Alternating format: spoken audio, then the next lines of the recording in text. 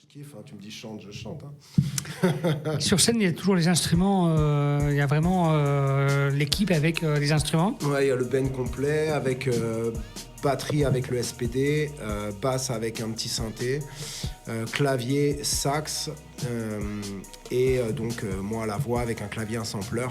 Même si ça c'est la formule qu'on avait jusqu'à maintenant, les choses sont en train d'un peu évoluer. Comme je te disais, je suis en train de réfléchir un peu la formule. Il y a certains musiciens qui arrêtent. Donc voilà, c'est en mouvement. Mais en tout cas, c'est clairement dans cette esthétique-là et dans cette verbe-là, ce que tu entends en live. Ok, trop bien. Bah, ça donne envie de venir au prochain concert. Bah ouais, grave. Ouais, ça doit envoyer quand même en live. Avec tous ces musiciens-là, le style de musique qu'on a pu entendre pendant le live, ça doit être très sympa. Ouais, franchement, bah, je vais pas te dire le contraire. Hein. Moi, je fais ce que je kiffe, donc je trouve ça génial. Et puis, l'énergie que tu as de jouer avec des musiciens, c'est clair. C'est quelque chose. Même si, tu vois, l'énergie du côté aussi pré-prod, électro, DJ et tout, ça cogne aussi différemment. C'est clair. Mais personnellement, j'apprécie de plus en plus de voir des rappeurs avec des musiciens, surtout quand les mecs arrivent à créer une interaction avec les icos. Yes. Et ça, alors moi j'ai un exemple, c'est Féfé qui fait plus vraiment du rap aujourd'hui, mais Féfé, membre du Silent Soupa Crew, qui a dérivé à jouer en solo avec des icos et sur son dernier album en tout cas il l'avait fait de manière, moi je trouve, très, très subtile, et il y avait vraiment des jeux de scène avec les musiciens et c'est génial de voir ça. Ouais, c'est hyper stylé, ouais. Franchement. Mais tu peux continuer à faire du rap avec des Mais ouais, c'est clair, et ça t'offre totalement autre chose, parce qu'à l'époque, enfin moi les premiers concerts de rap qui m'ont fait mal à la tête, c'est NTM, où c'était 2 DJ, 2 MC, et t'avais pas les mêmes possibilités, et je les ai revus NTM à la fin sur les derniers concerts où ils jouaient avec des musiciens, ils arrivaient eux-mêmes à revisiter leurs propres morceaux et à donner autre chose, c'est ça qui est génial. C'est clair. C'est hyper intéressant en fait le côté avec des musiciens, parce que déjà en fait t'as jamais 2 fois le même live. Ouais. Ça veut dire que même s'il y a des grosses similitudes, les structures sont posées dans les morceaux, etc. En fait, un musicien, il va pas te jouer 2 fois la même chose. En tout cas, sur l'étendue d'un live, oui, c'est sûr. Il a tout le temps un feeling du moment, tu vois. Et puis tu peux partir en impro à n'importe quel moment, c'est ça aussi qui est bien. Ouais, carrément. Après, même si c'est vrai que c'est des choses qui se font... c'est pas tellement une impro qui part à n'importe quel moment. Ça veut dire que c'est plutôt une impro qui peut durer n'importe quel temps. Ça veut dire que, tu vois, une impro tu vois, de sax, par exemple, là, quand t'as entendu sur les 2 morceaux le sax, il y a parfois, elle dure tout le temps le même moment, mais à un moment, si le gars qui est au sax, il a plus de langage, plus de trucs à dire, eh ben, on lui laisse du temps en plus. C'est cool. Et puis voilà, et puis ça dépend aussi de s'il a plus de choses à dire, mais ça dépend aussi de ce qui se passe dans le public. Oui. Si les gens ils sont en train de kiffer leur moment, eh ben on remet un cycle de plus et ça continue, tu vois. Ouais, carrément. Et ça c'est quand même ultra cool. Puis même en vrai, je pense qu'il y a vraiment ce côté t'es porté un peu par ce truc là, quoi.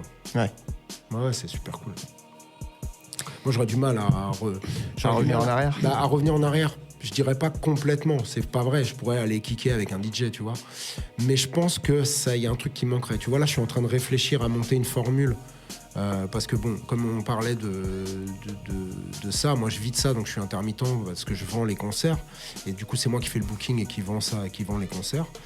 Et tu vois, c'est difficile de se vendre à 4 parce que il faut savoir que pour faire 4 cachets d'intermittent du spectacle, au minimum légal, t'es déjà à 750 balles. Ah ouais. Donc tu vois, t'as plein d'endroits, de bars, de restos, de salles qui mettent pas 750 balles. Ouais.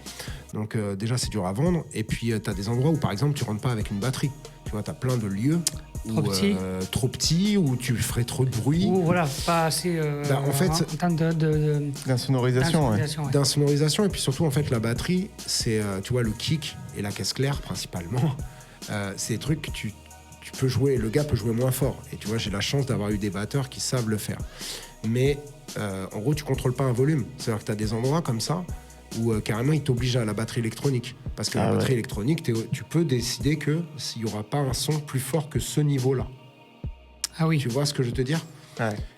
Que le fait de l'acoustique, du mec qui frappe sur sa grosse caisse, en fait, c'est la puissance de son coup qui fait le volume. Ouais. Je sais pas si t'as déjà vu ça, DJ Masta, les batteries électroniques. Ouais, tu perds vraiment l'essence même de la batterie, je trouve. Bah oui, un peu, oui et non. Ça veut dire après, c'est un autre son, quoi. Tu tapes sur des vinyles, un peu, toi. Ça dépend, parce que t'as des trucs qui valent super cher, des batteries électroniques. Alors, un batteur te dira oui, quoi qu'il en soit, tu perds quelque chose, tu vois.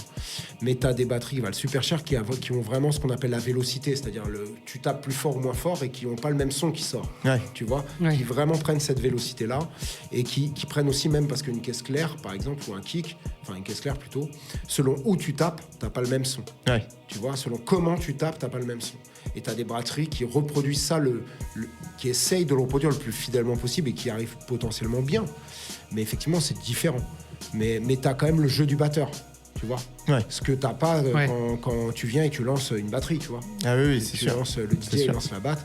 Mais donc tout ça pour aller finir le côté revenir en arrière, je suis en train de réfléchir à monter une formule avec justement un DJ et un instrument.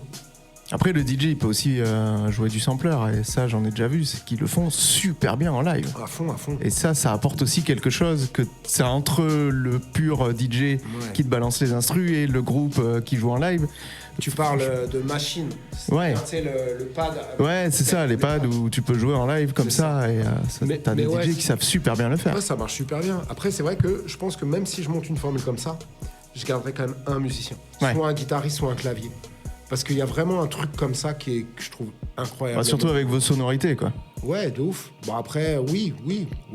Après, tu sais, nos sonorités, là, tu les entends parce que c'est un groupe qui a enregistré en live. Oui. Enfin, en studio, on a enregistré des vrais instruments. Ouais.